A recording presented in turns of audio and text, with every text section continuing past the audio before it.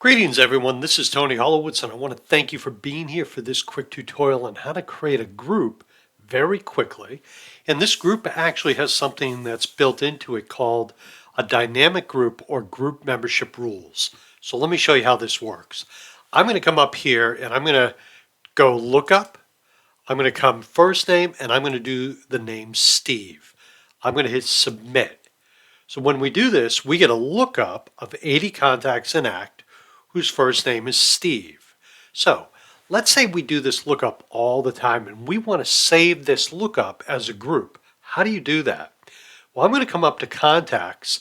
I'm going to go down and click on Save Lookup as Group. And I'm going to put this in here and I'm going to say Steve 1. Next, I'm going to click on Save.